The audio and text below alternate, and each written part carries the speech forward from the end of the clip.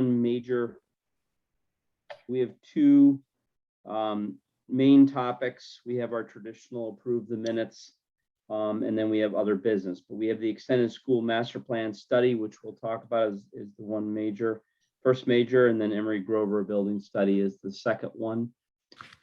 Prior to that, let's do the approve the minutes for the last meeting. And then we'll see if the 2 meetings ago we have sufficient to approve those. We are still in an electronic meeting format, so we will do what we've been doing for the last year for a roll call vote. So the first agenda item is approve the minutes for the last meeting. And do I hear a motion on the table to approve those? Mr. Chair, I'll move that the minutes of the August 17th, 2021 meeting be approved as presented. And I'll do I hear a second that. Thank you, George. Thank you, Richard. Any questions? So to vote on the approval of the minutes from August 17th, I'll do the roll call. Richard? Aye. George? Aye. Lynn? Aye. Jean? Aye. Were you there last time? Roy, I think you missed it, right? Okay, fine. So then chair is aye. Okay. So that takes care of that item. The meeting minutes prior to that was July, correct, Catherine? Correct, July 12th. And July 12th. both Jean and Roy were at that meeting. So I think we can vote on that too. Perfect. Great. Do I hear a motion to approve the July 12th meeting minutes? So moved. Thank you, Roy. Second? Seconded. Thank you, George. Any questions? Hearing none, coming to the roll call. Richard? Aye. George? Aye. Roy? Aye. Lynn? Sorry, Lynn, no, you weren't the previous, you weren't the previous. Jean? Aye. And the chair is aye. So that covers that. Okay, great. All right, thank you. We've got that off, the administrative task taken care of. Okay, the first agenda item is the extended school master plan study. There was a fund movement that was communicated to everybody. So the purpose of holding this meeting, one part of it was to discuss that plan study. Extension. Is this going, go ahead, Catherine. I was just wondering if Aaron Pressman or Ann Galati were waiting to come in. Steve, There- can you check that? Yep, they're on the attendees. So Anne should be brought in. And And Aaron Pressman. And Aaron, okay. And also the architects, so Jason John Boone Walper and Jason and Michelle, if she's there. and Michelle, and she's there. Yep. Okay. Is this going to be you, Hank? Well, I think that Don or Michelle or Jason, like Jason, was putting together a few slides. I forwarded around an outline of work and a preliminary schedule that they had prepared for us. The purpose of this extension is a follow-on to the facility financing working group and an effort to try to find a path forward for the school master plan that would fit within the financing guidelines that the town has and within the debt limits associated with that financing guideline. There was a reserve fund transfer requested and granted by the finance committee, and that $50,000 combined with the $25,000 we have left already in the appropriation, we believe would give sufficient funding for this 6-month effort. So Don, do I turn it over to you next? Can I ask a question before we do that? Just to get the big picture for everybody that's here, including myself. And that is the purpose of this effort and the expected end result. What is the deliverable? What's the purpose of this? Hank, can you do that, or maybe Steve? I think I know what that is, but I'd rather you guys tell everybody the same thing. Hank, do you want me to sort of Sure. chime in here? Yeah,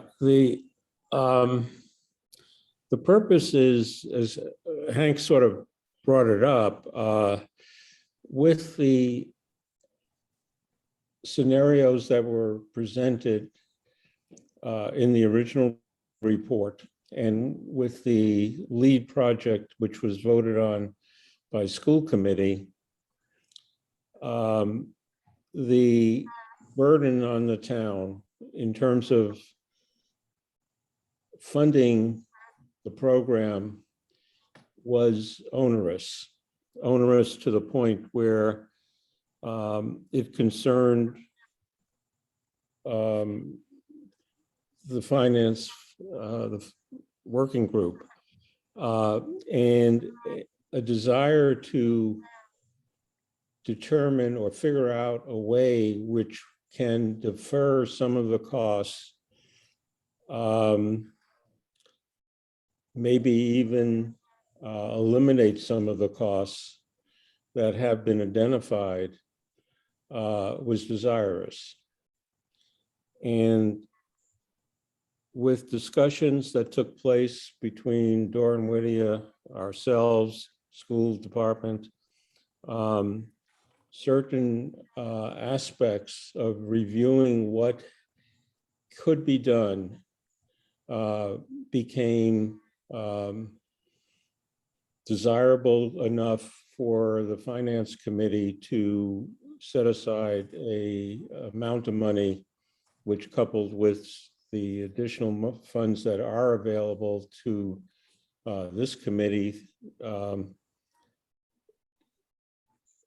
to allow Doran Whittier to proceed with an approach. And the approach is what I think they're going to be discussing right now as to how to try to get to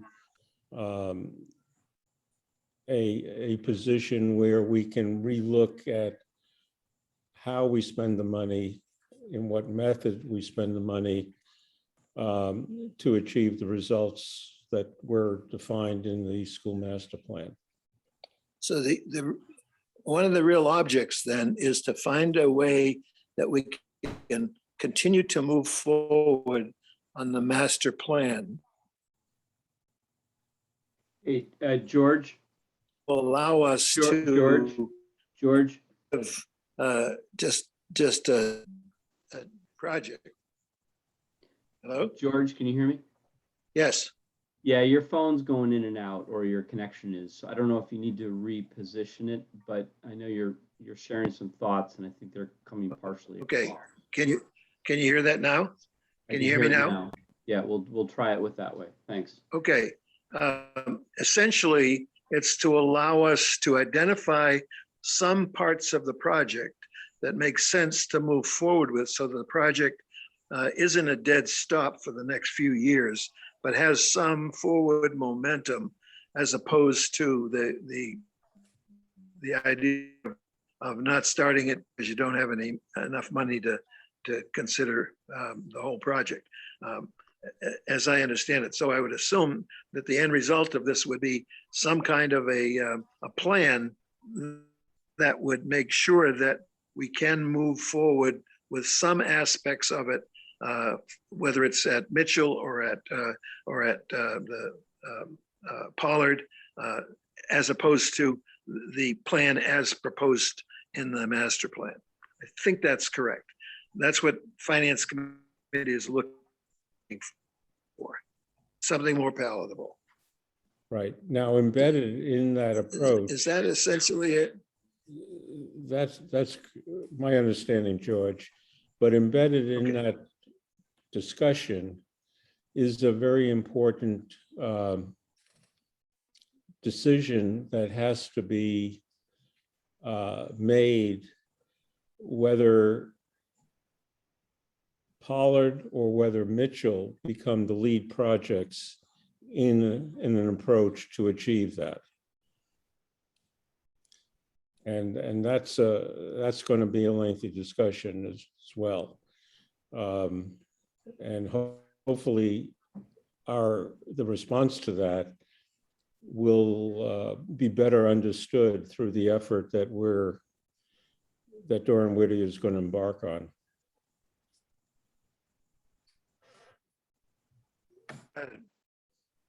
Okay. George, you get your question answered? Yeah, I think so. Okay, More important, I think that everybody tonight, I think, may have needed some of that clarification. I know I did. I felt it did anyway.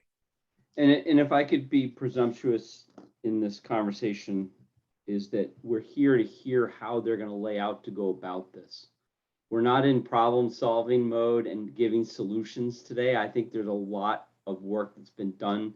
I think there's a lot of different beliefs on this committee in terms of what should be done, given the amount of studies, but I'll listen to what's being said, but I just ask us, I think it's the 75K, how is it going to be used and what's going to be done? And then for a meeting post this to review solutions or any output.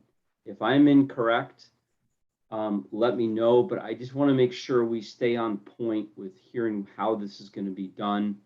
And then if a disagreement about how it's going to be done or some questions, that's fine. But in the interest of time, and it's a hot topic, if I could just ask everybody to stay focused on the architects and what they're saying they're going to do and leave it at that. Thanks. Jason, are you going to take the floor? I am. So if I could just interject, thank you for having us back. It's been a little while, but just so everyone who doesn't know, I'm Don Walter with Doran Whitty. With me tonight is Michelle Rogers, who is our project manager on this, and Jason Boone, who is our educational facility planner. I think Steve and Hank, you guys done a great job of explaining. We'll just try to maybe get into a little more detail about the process and the timeline. And by all means, any questions you guys have at the end, fire away. So Jason is going to lead the presentation now. Thanks, Don. And the content for tonight is largely based on the tentative work plan that Hank referenced a little while ago that I think he shared around, but I'm not sure if everyone has had an opportunity to look at that. The first slide, George, I think essentially responds to your question. Our understanding is that the intent of this study is to explore new variations to the master plan scenarios that came out of the previous master plan study, but changing the financial lens through which we're looking at those scenarios. So we still need to try to resolve all of the issues that were identified at Mitchell and Pollard and High Rock, but rather than view those through the lens of the least amount of money overall and the fastest duration to completion, to look at these new variations through the lens of less financial impact at any one particular moment and trying to stretch that financial investment over a longer time horizon. So that's the intent of this study, is to try to come up with new ways to solve the same problems that meet the financial constraints of the town and the district. And so with that being said, we think there are 4 basic things that the study is going to attempt to explore. One of which is detaching something from the existing Pollard in an effort to get 6th grade on the campus, which would have the result of not needing to do the entire campus all at one time. You could potentially execute a project there and then do the renovation portion over a longer time horizon. We understand from last year's enrollment forecast that the enrollment dynamics may have changed significantly since we did the previous master plan study, and that may change capacities and classroom need at the elementary level. So we want to better understand that and how those might impact the various master plan scenarios. And then finally, based on the reserve fund transfer request, there was a request to explore new variations to the status quo where all of the students remain in their existing buildings, and a desire to explore one new status quo element where we keep students where they are, but we might change the number of sections in each one of those elementary schools. So this study will also explore those variations as well. So in terms of tasks, just like before, we would form a working group. And in this case, in order to truth test a building project at Pollard, followed by sort of a phased renovation over a longer time horizon, it's going to be necessary to do some programming at a little deeper level than we did for the district-wide master plan. So we would form a programming group for the middle school and then do things like develop a space summary and look at the options for where things land, both in terms of a freestanding building and the existing Pollard, and then do cost estimates, new cost estimates and timelines based on two scenarios. If Pollard were to become the MSBA priority project, and if the MSBA was not to participate in that, or it were to be delayed until after Mitchell project. And then tasks 5 and 6 are those other two variations of the status quo that I mentioned. And then obviously when the new enrollment for 2021 is available near the end of the year, we would want to review that and update the district-wide capacity analyses to make sure that all of the total classroom counts and the number of elementary schools, that we still have a good understanding of that and are developing options around what any new forecast might reveal. And then finally, the draft report and final report at the conclusion of the study. And right now we're proposing to get started next month. Obviously, we keep this group, FinCom and others in town updated along the way, but essentially do the work over the fall and conclude the study hopefully by the end of the year. So I know that was really quite brief, but we would be interested in hearing what folks' questions are. If people have questions, just ask if you could just hit your hand button on the Zoom. I can't see everybody's faces because of the way their presentation is, but just to try and keep some order, or shake your hand in the visual, I'll try to catch it. But if you could put your hands up on the raise the hand, which is on the bottom of the bar. Any questions? Anne? Thank you. I do have a question. One of the things that we had identified for the Finance Committee has to do with potential plans for redevelopment of the so-called Muzzy site. And this was a development on that site was built into our enrollment projections as a high scenario. One of the things we had identified as a potential scope item was to identify what the impact would be on the master plan if that proposal came to fruition. And there were indeed additional development, additional students that would arise from that project. Yeah, so Anne, we were aware of that, and we had run our capacity calculations in the previous master plan study, knowing that there were actually 3 different flavors of enrollment projections. And we would essentially do the same thing for this, that once the enrollment forecasts are updated based on the students that were lost during the pandemic in 2020, that if there are variations of those enrollments, that we would look at all 3 of those and adjust our options accordingly. Thank you. George? I think I have 2 questions. One is, so you might look at, I'm just going to throw a hypothetical out there just to get my point across. So as you look at this, you might identify, oh, it's a good idea to potentially get rid of the portables out behind Pollard and build a new facility there as part of a first phase of developing Pollard. Is that kind of like a scenario, if that happened to be one that was an effective one that came out of this, is that the kind of thing that you're going to be looking for? Things like that that can be done and still move things forward? I guess, Jason, you're the one that I'm asking. Exactly right, George. So for example, because we were exploring the master plan from sort of an all-in perspective, right? dealing with all of Pollard all at once was really the only vehicle that we considered. We didn't consider doing it, piecemeal over a decade. So what this study might do is, instead of having, an addition attached to it would trigger all of the structural and accessibility and code upgrades to the existing middle school. If we were to simply look at a scenario that detaches that and therefore doesn't trigger all of those things, it could potentially mean a much lower investment at the beginning for the orange freestanding object.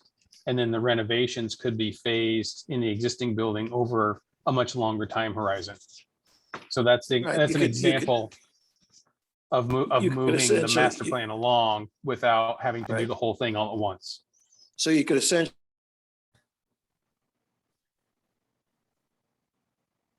George, to the whole George. part of Pollard and George. rehab that.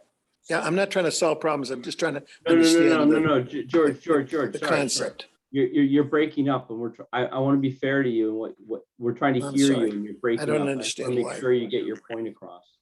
So just Okay, see if we can get it um, better. So And just in talk other a words, little bit can slower. you hear me better now? Yeah, just talk a little bit slower, because sometimes when Okay, the IP burp happens, the slowness will catch up, but hopefully it'll go through.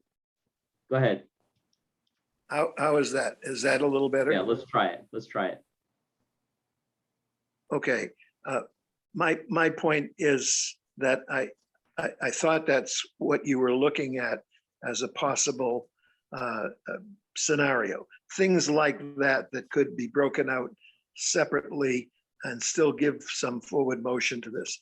And then we'd have to obviously figure out in a scenario like that, where do you put all the kids? And during that time of construction, that are now in the modulars that are there. If that's the kind of thing you're looking for, I think those are good things to look for. The second question I had was you referred to changes in enrollment. And do you have any data that indicates that there's going to be more or less enrollment?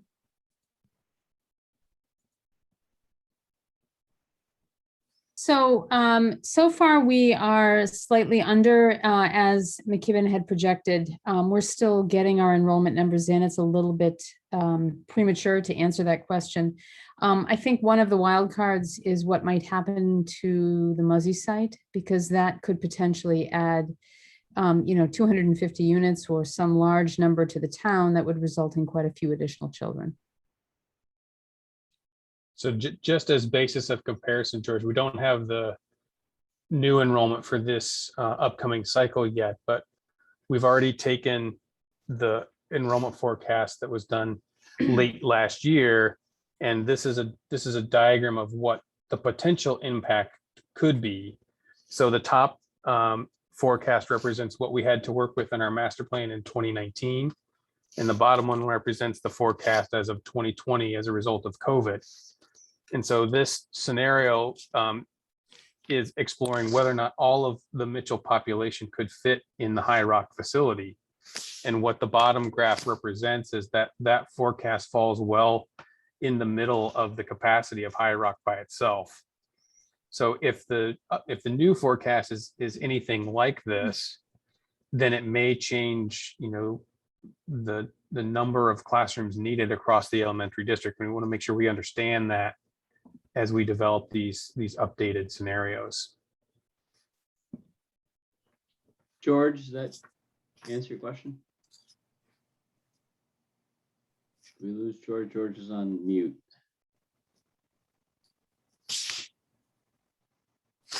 Okay, we'll come back to George in a second. I know, Roy, you had your hand up, and Ann, you have your hand up.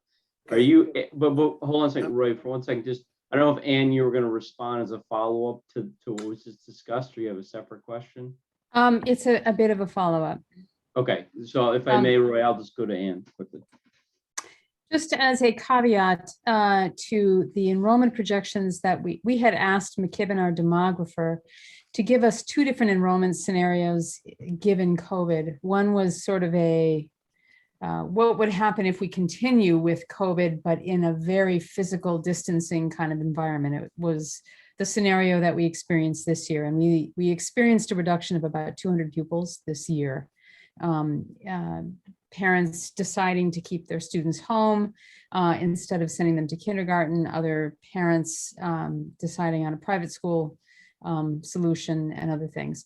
We also requested that McKibben look at a return to a normal scenario, but the scenario in which we returned to normal wasn't all at once, and it wasn't all students returning in FY22. It was really a phased return over a few years, getting back up to where we were, but it did take a little bit longer. So we'll be interested to know how we track against those projections, but we don't expect at this point any enrollment loss that we suffered through COVID to be permanent. All right, thanks. Roy? Yeah, so my question is directly about that. Why are we going to look at COVID scenarios for projects that are going to be finishing in the distant future now? Why is that even something we're spending time on? I can't connect the dots in the value of that.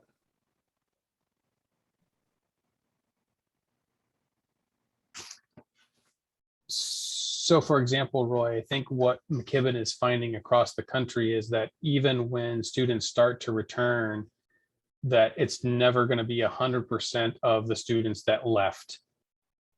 And so in Needham's case, the elementary enrollment trajectory was sort of stable for a little while and then was on a declining course, where at the end of this forecast, even pre-COVID, the enrollment was within the bandwidth of 5 elementary schools, and High Rock being that 5th one without Mitchell Online.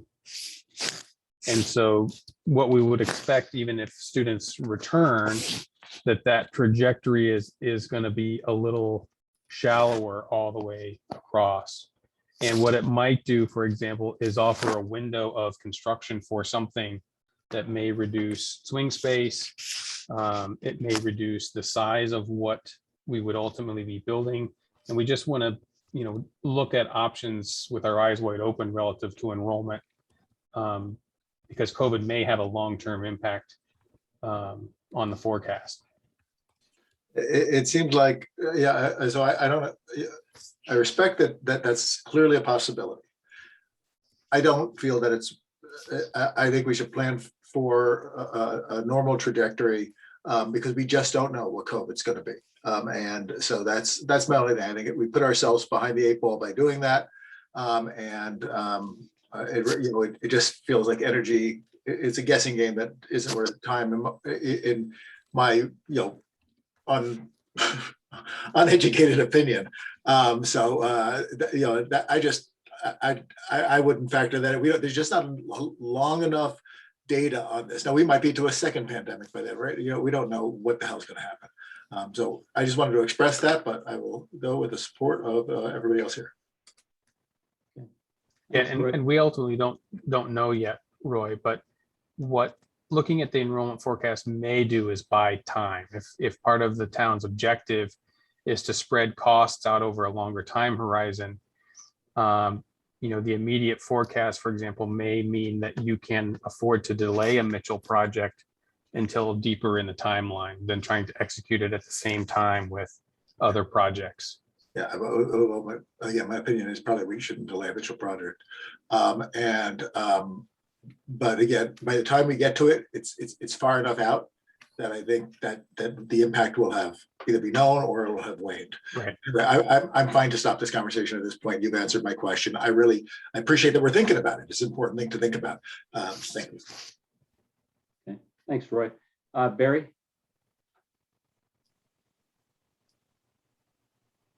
No, I just wanted to say that we're designing and building 50-year buildings. Hopefully that this isn't, we don't want to pigeonhole ourselves into a current situation that is in all likelihood is going to end. And seriously, we should always think about additional capacity later on, so we're not finding ourselves in the same position where we're running out of space 15 years down the road. So anyway, that's enough. I think we should be designing this for a 50-year standard, not for a current pandemic, prolonged 50 years down the road for reduced capacity. I think that's always been the intention, but I just want to make sure that it seems to me that the purpose of this $75,000 study is an explicit focus on the list that Jason shared. So I don't know if we can extend it, but I think, Barry, to your point of every time we do a building, we are trying to build to the future, but I didn't know if what you're trying to imply was that we need to change a little bit of the focus, or you're just emphasizing what we generally do. Emphasizing what we generally do. Okay. All right. Perfect. Thank you. Okay. Any other last questions? We do have to vote the PSS for this. But is there any other remaining questions before we go to that action? I don't see any hands up or anything else. Okay. So at this stage for the committee, I don't know if it includes the working group, Steve Popper, or not, if there is an established working group for this vote.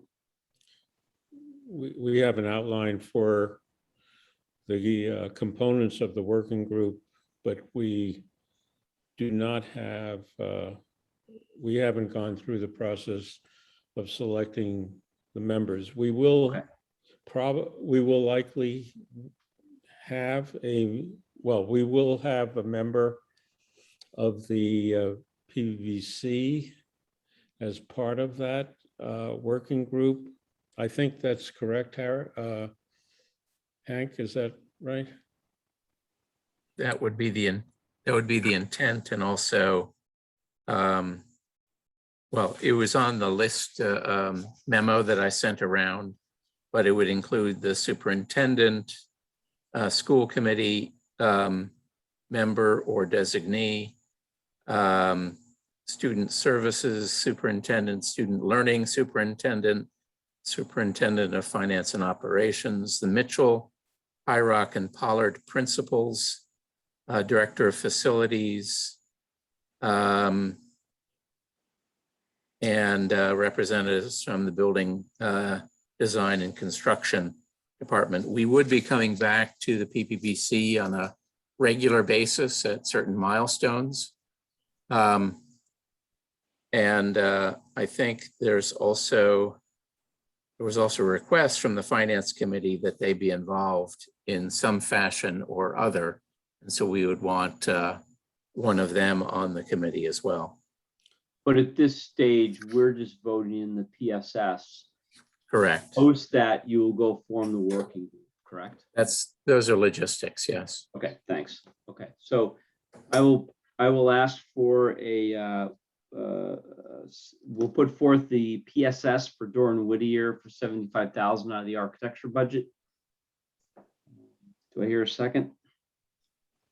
Isn't the PSS, the PSS is for 75, 25 Correct. from us, then, okay. I'll So recommend approval. 75, so 50 has been transferred in, which allows us to take from the budget 75 and apply it to this PSS. I'll recommend approval of that. Thank you. Do I hear a second? Second. Thank you, Richard. Okay, any questions? Hearing none, coming to the vote, roll call for the PVC. Richard, Aye. George, Aye. Roy, Aye. Lynn, Aye. Jean, Aye. chair is aye. Okay, Excuse me, Stuart, I Catherine? believe that Ann Galati and Aaron Pressman also get to vote. Is that correct, Steve Popper? Yeah, Yes. they are part of the project, that was my question earlier. Okay, Committee, fair enough. yes. So Ann? And who else? Aaron Pressman. And Aaron. Aaron? I vote aye. Okay, great. I vote aye too. I was muted. I'm sorry. We read your lips. All right, excellent. Excellent. Okay, good. So with that, we have covered the topic. We've covered the voting item. Is there any last second questions? I say second. The facetiously. I Okay, think this is fairly fluid. And if there are any particular concerns that or directional opinions, I think we would like to receive them from the committee. They can be sent to Hank and myself. And we would then share it with the working group and with Dora and Whittier. thank you, Steve. Okay, with that, we will close down this agenda item and we will look for the next meeting to get, or actually, let me ask you that before I close down. Will we get a report next meeting with the timeline laid out and more update, or a month from now? I was Probably a month from now. Yeah. All right, so we'll set the expectation in 2 meetings from now. Okay, thank you. All right, we'll close that item down. All right, so let's go to the next. Thank you, everyone. Thanks, Don. So we will move to the Emery Grover building study, and who's going to address that topic? Is that you, Hank, or? Yeah, I will open, and Joel Barkman is here as well. Okay. We've had a lot of discussions over the past week, and the extension of his study, I did send around a brief presentation, and Joel, maybe I'll open that up and then we can segue from there, if that's okay with you. Fine. Yeah, let me share my screen.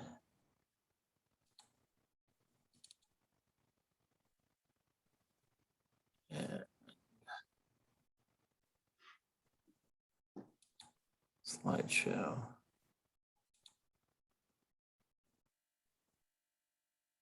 We can see the. Can PowerPoint. everybody see that?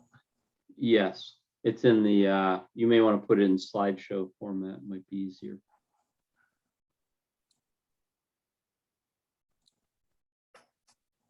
There we go.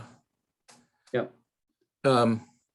So we have initiated this utilizing funding that comes directly from the school department budget at their request, but also at the request of the Facilities Financing Working Group to review the program, space program, and then associated design changes that might result from that space program adjustment.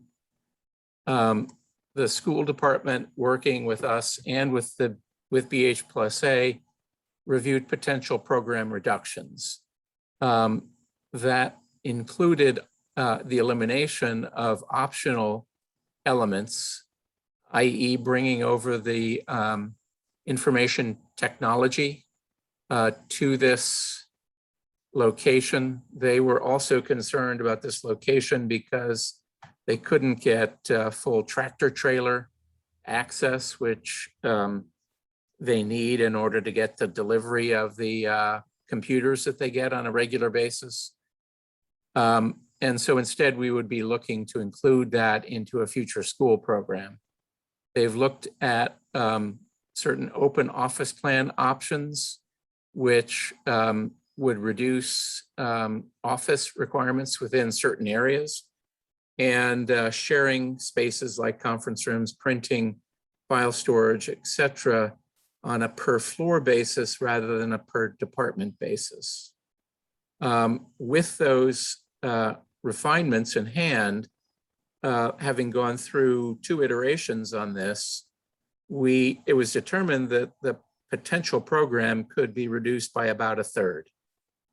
And with that potential reduction, we wanted then to look at what impact that would have on the size of the EG renovation, and also opportunities to increase efficiency within that plan while still maintaining clarity of circulation and the historical renovation of the building. And then finally, to provide updated cost estimates. The other thing that we discussed was revisiting some of the former test fit programs. This being option 3, it was in the study, as various ways in which to utilize the existing building while minimizing the addition of the building. Joel also, fortunately, BH+A had studied the building back in 2010 when it was being considered as a senior center site, and therefore has a good understanding both of the structural components of the building and the way the space is laid out within the building. Finally, we looked at opportunities to reduce the schedule, assuming 3 primary funding steps: design funds this fall, hillside construction funds for the temporary preparation of temporary facilities at the Hillside School, and then full renovation funding coming a year from this fall, special town meeting 2020. We also looked at ways potentially of reducing the Emery Grover construction from a 24-month period, which we had been looking at, down to an 18 to 20-month period, with an effort to move the department out of Emery Grover building, not this winter, but the winter of 2022, and then move back to a renovated EG in August of 2024. That was the 18 to 20 month schedule, was similar to the town hall renovation schedule. And so we felt, particularly with a reduced program, that it might be feasible in this instance. The goals of this study are to investigate a leaner, smaller project and look to the future of Needham School administration with an understanding of what can be done online or remotely,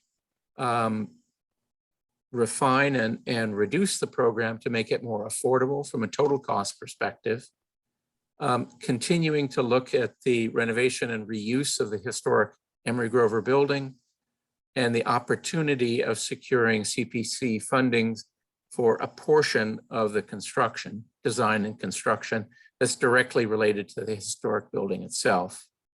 By reducing the construction period, that may also help in terms of minimizing the duration and the expense of the hillside temporary facilities. And we would want to move forward this fall at special town meeting to get the first stage in the funding. So that's a brief description. Joel, I don't know if you want to elaborate at all. Hank, before you go to Joel for 1 second, George, you've had your hand up. Are you looking to ask something, or you want to wait? I'd rather continue and I'll wait. Thank you. Okay, go ahead, Joel. Sorry.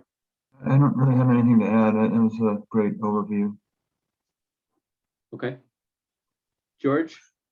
Okay, now I'm ready. The first question relates to the square footage. The square footage of the building as we proposed it with the addition was approximately how much? We were in the 32,000 range, 32,000 square foot range. And so we brought it down to 20,000? Or slightly less. Yeah. Or slightly less, okay. That's a huge drop. I wouldn't have guessed it to be that much, but that's good. Yeah, And, just to clarify that, the question is how effectively you use the space within the existing Emery Grover, specifically the attic, whether the attic should be counted as usable space or not, or for specialized space. And those are things that we're starting to look at in more detail. we're still going to have the same problems within the building that we saw originally with floor alignment and so forth. Mhm. Yep. And the new addition was supposed to help us with a lot of those things. I think that's true. Yes, that's correct. So it might be a smaller project, but more difficult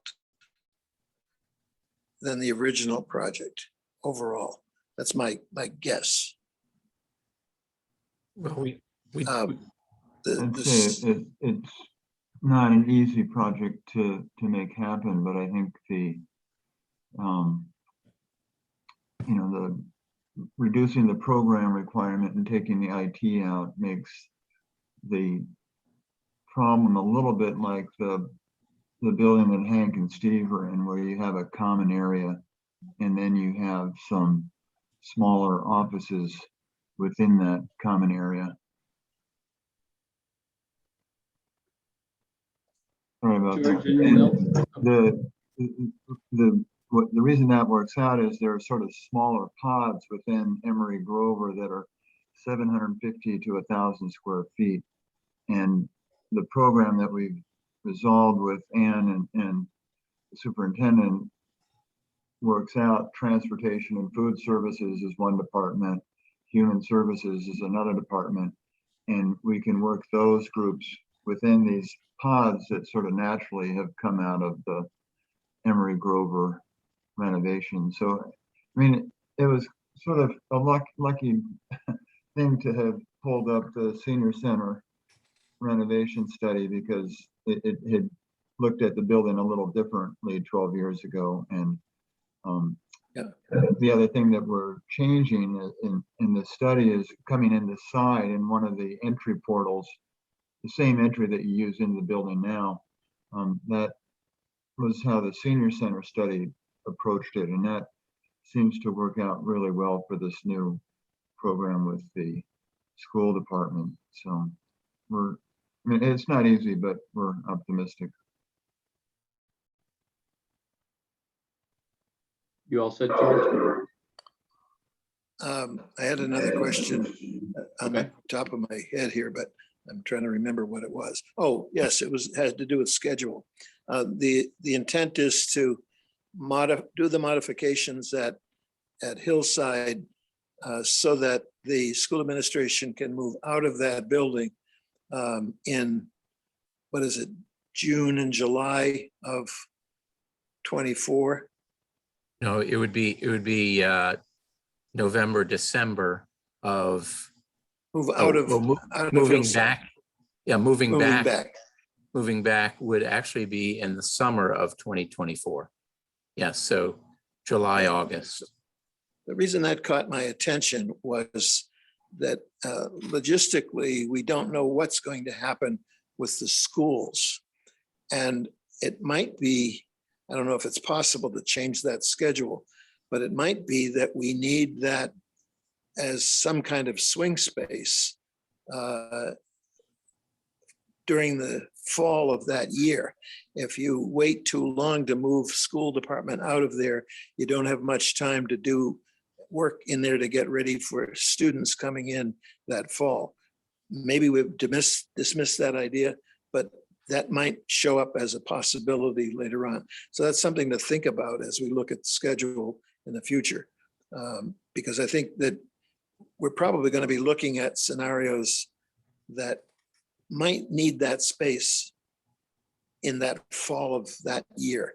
So if we can move the school administration back to their new quarters a little sooner than that, that might be helpful. But that's something to think about down the road as we think about schedule.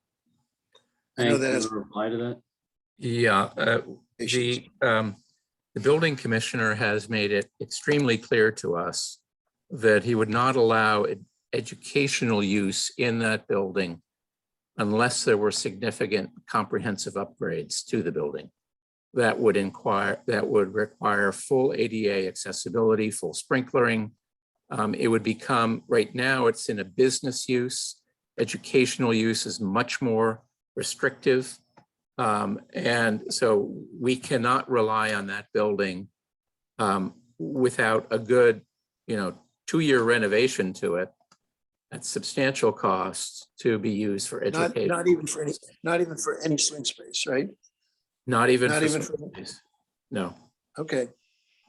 My my misunderstanding. Okay. All right, thank you, George. Roy? Thank you very much. Thanks for the presentation and all the thought that's gone into it. I have two issues here. One, and I want to separate Emery Grover from school administration just for a second. The Emery Grover project to me just seems, as we try to tackle it, just way more expensive per square foot than anything else we're going to do, likely, and it concerns me. But when we talk about school administration space, we really need to solve for this. My question, though, really is so I'm going to go back to where I was. Now, post-pandemic, or hopefully post-pandemic, we do know something different about work. And the whole town knows something different about work. Has the town, is there another solution to location or size based on the entire town's use of its office space? Many businesses are doing this right now, and they're reevaluating whether they need to ever add space again, or they can just go to hybrid schedules for some services. Now, teachers are never going to do that. I get that, but there are back of the house operations for school, and there are also all sorts of operations around the town. Even the folks that work here have worked remotely, and it's worked. So, are we taking this holistically as a town? This is a very big expense. And is it something that should be factored into how we look at Emery Grover?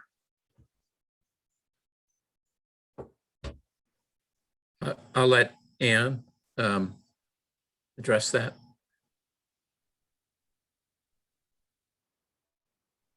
Thank you. We have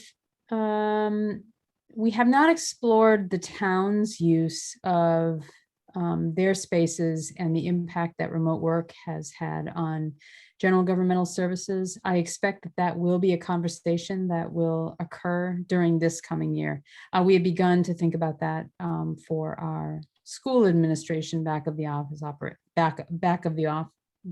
house operations. So thank you for that comment. We are thinking about that, and I think it's a point well taken that we will need to consider that, and I believe we will. Thanks. That's all I'm looking for. Make sure we're smart with all our space. Barry?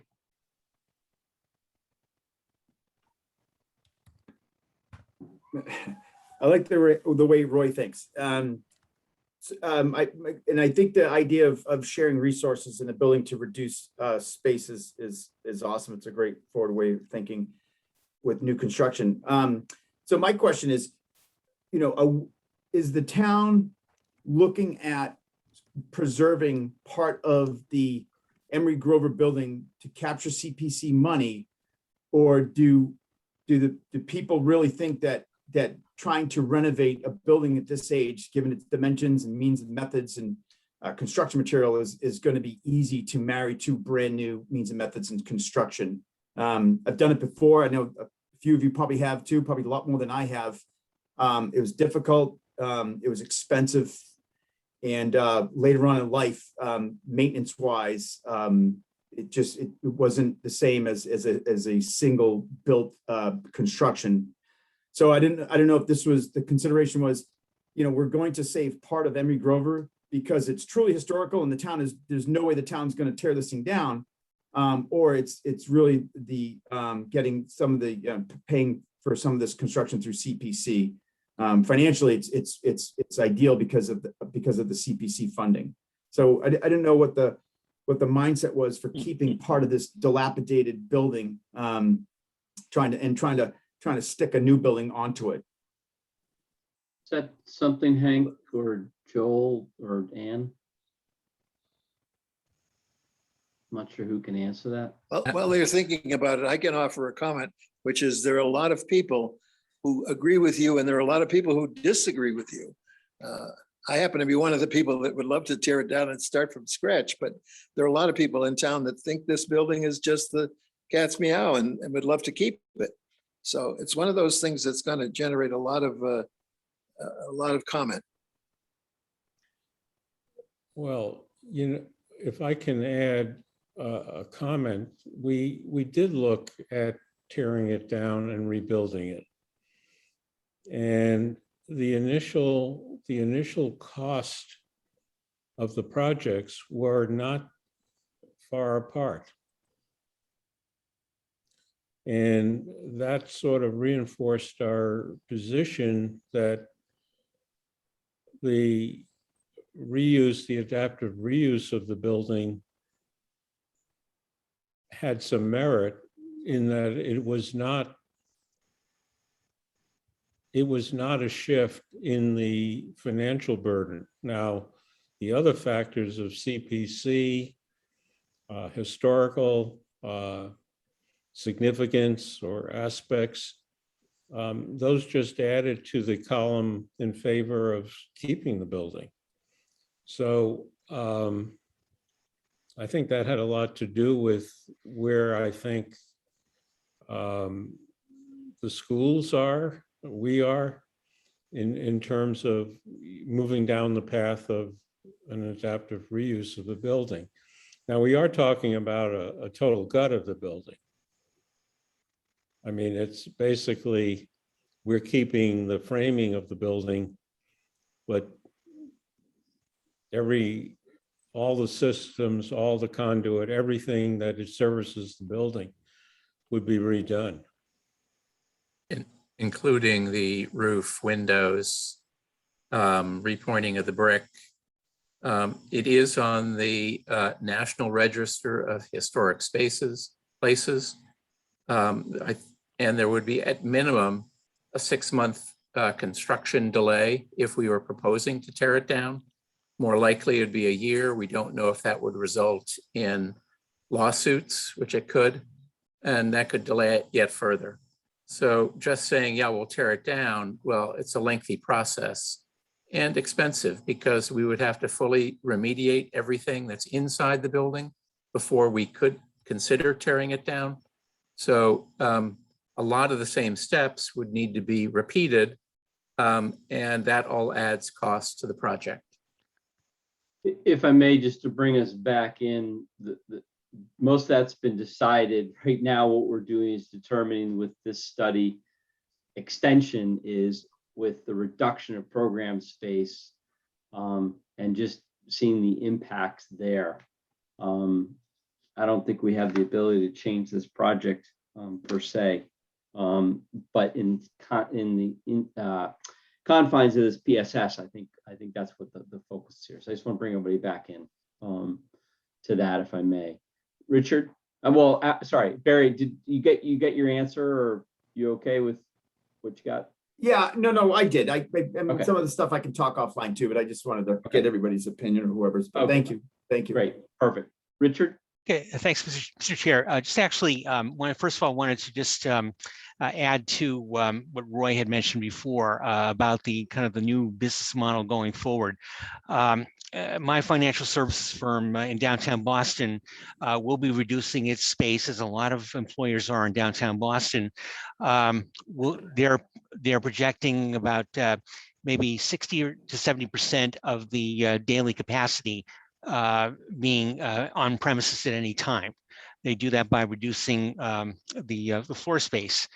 That means that 30 or 40% of the workforce will be working remotely on any given day, and probably more than that when you consider that there are some functions that have to be on site. So it is definitely a trend, and I think Roy hit the nail on the head on that point. I did want to ask a question of Joel, and that is with under the scaled back program within the building and the scaled back addition, I would presume that creates additional opportunities for on-site parking, would reduce, maybe not eliminate, but perhaps reduce the amount of off-site parking that the current proposal envisions. And I was wondering if, Joel, you could comment on that. I know it's early, but. Yeah, I think that, well, we're not reducing the number of staff, we're reducing the size of their workstations or the number of offices. And maybe I can answer part of that question with, and your and Roy's questions. It's a school administration building, and so people think it's offices, but school administration entities are training for teachers, training for staff that are at other schools, and they come into the school administration building and they receive that training, they may come in and look at curriculum materials that are being offered for the next year. And so we have a loading dock where curriculum materials can be delivered to school administration, and then staff from the different schools can congregate at a central location. And it's not that easy to download or to offload those kinds of functions. I have another similar sized community, and we have, the similar group meeting rooms that can become conference centers for, it's not just curriculum, but it's HR issues at schools. There's, COVID issues at schools, all sort of curriculum, administrative, phys ed, food service, all types of issues come back to school administration offices. And you need a space to have that happen in person. And so it's really hard for us to look at those programs and download those the way you may do with an architecture firm or, a financial services firm that isn't necessarily so public or staff pointed and or sort of personal touch pointed as school administration might be. Thank you. All right. Any other questions? Okay. Lynn? I'm just trying to understand the plan. Are we down to no addition now besides the ADA accessibility on the back? I'll tell you what the goal is, and we've only had 2 days to sort of work on it, but the goal would be to get it in without an addition, other than we do need the handicapped addition, and we do need a 250 square foot loading dock addition, because it'll be much more efficient to put a lift on the back side of the building outside of the footprint than to try to put that inside the building. And we do have books and pallets of paper and other heavy materials that need to get into the building. So that's our goal. Whether we can do that hasn't been proven. I should know middle of the day tomorrow whether we can fit it. If we can't, that we'll have to find, the way the site plan's been developed, there's an opportunity for a 15 to 20 foot addition on the back of the building. Well, I was just asking because, to Barry's point and others, if we're really just down to ADA accessibility in that back area where the elevator is opposite the front entry, it's a very minor addition to the building. So it'll be a fairly complete renovation. And it's not abnormal to just put a shaft on the back. So it shouldn't be, it's not like the town hall where there's like a big thing and a huge addition on a historic building. That's correct. Okay, thanks. Okay, great. Any other questions? Okay, so we have the PSS number 2 for BH&A coming out of the architectural budget, $10,000 to support this work. Do I hear somebody put forth for approval of this PSS? Recommend. Mr. Chairman, I'll move that the PVC adopt the Emery Grovery Building Study PSS number 2 for $10,000 architectural services. Do I hear a second?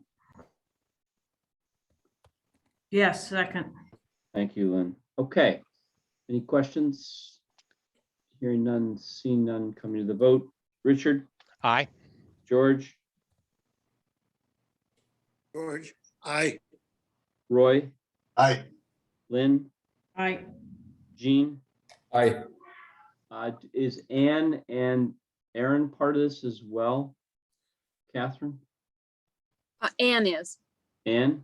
Ann and Dan Gutekunst, and I don't see Dan Dan could here. not be here. Dan is not here today. I vote aye. Okay, and the chair is aye. Okay, great. Okay. If there's no more comments to that, we will close down. I'm just pausing to see. Okay, great. All right, we will close down the topic of the Emery Grovery. And is that something that we'll get an update in another month, or is this something that's progressing very quickly that we'll get an update in the next meeting? Hank? It's likely that you'll get an update on the next meeting. Okay. It is moving very quickly. We want this to influence the town meeting vote in October. Okay, great. So it is proposed that we have a warrant article for town meeting that would approve funding for design. That is correct. There currently is a warrant article, There is, Uh, okay. draft warrant article for design. It is the same warrant article that was put forward last spring, but then withdrawn. And Right. so it's drafted in the same language for the same dollar amount. Same language, same dollar amount.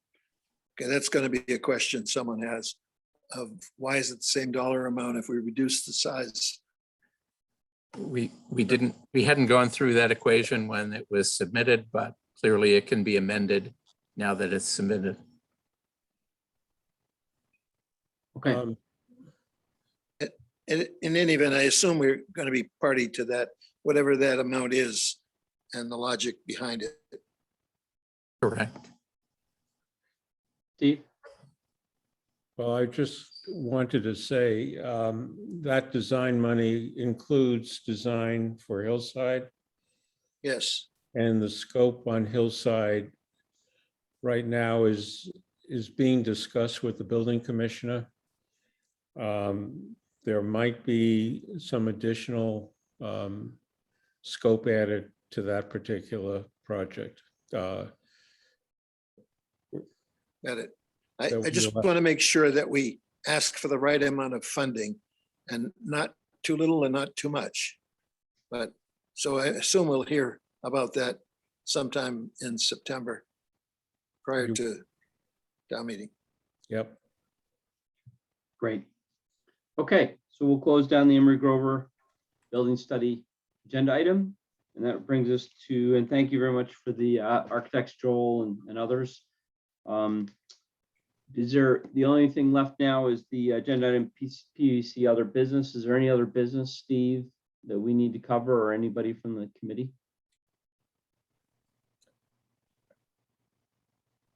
Don't have anything. Okay.